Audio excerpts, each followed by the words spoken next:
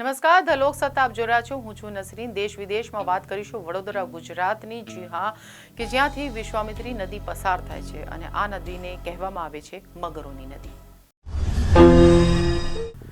તો આપને એ તો ખબર હશે કે વિશ્વામિત્રી નદી જે વડોદરામાં આવેલ છે, વડોદરામાંથી પસાર થાય છે, તેને મગરોની નદી કહેવાય છે.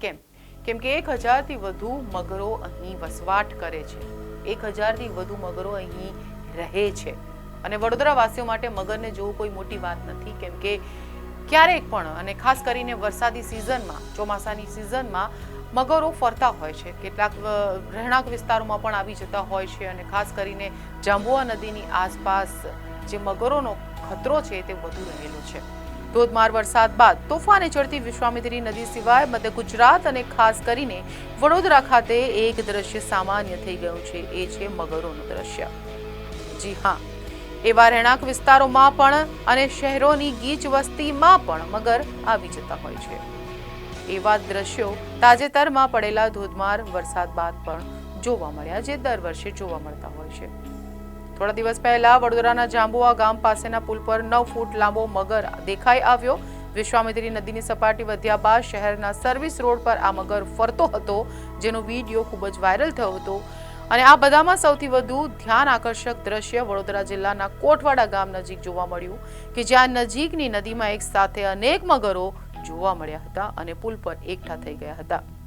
જો કે દરમિયાન વહીવટીતંત્ર દ્વારા પુલ અને નદી કાંઠાથી દૂર રહેવાની અપીલ રહીશોને કરાઈ હતી. ત્યારબાદ વડોદરાથી દૂર આણંદના સોજિત્રામાં એક વ્યક્તિને સવારે પોતાના બાથરૂમમાં મગર જોવા મળ્યો હતો. દર વર્ષે જ્યારે વધુ વરસાદ પડે ત્યારે ખાસ કરીને મધ્ય ગુજરાતમાં અને આસપાસના વિસ્તારોમાં મગરોનો જમાવડો જોવા મળતો હોય છે. જોકે ફરીથી આ સવાલો ઊભા થયા છે કે શું ગુજરાતમાં માનવ અને મગર વચ્ચેનો સંઘર્ષ વધી રહ્યો છે, કે પછી મોબાઈલ ફોન અને સોશિયલ મીડિયાને કારણે મગરોની હાજરી આપણા ધ્યાનમાં પહેલા કરતા વધુ આવી રહી છે. તો હાલ સોશિયલ મીડિયાનો જમાનો છે. બની શકે કે આવી ઘટનાઓ પહેલા પણ દરરોજ ઘટતી જ હતી, પરંતુ હવે ધ્યાનમાં વધુ આવી રહી છે, કેમ કે કંઈક પણ થાય તો એનો વિડીયો સોશિયલ મીડિયા પર વાયરલ થઈ જતો હોય છે. પરંતુ એ વાત તો નક્કી છે કે વડોદરામાં, ગુજરાતના વડોદરામાં મગરોની કોઈ કમી નથી. જેમ માણસોની કોઈ કમી નથી, તેમ મગરોની પણ કોઈ કમી નથી.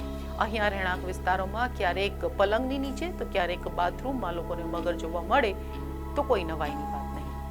ફરીથી થશે મુલાકાત. રજા આપશો. નમસ્કાર.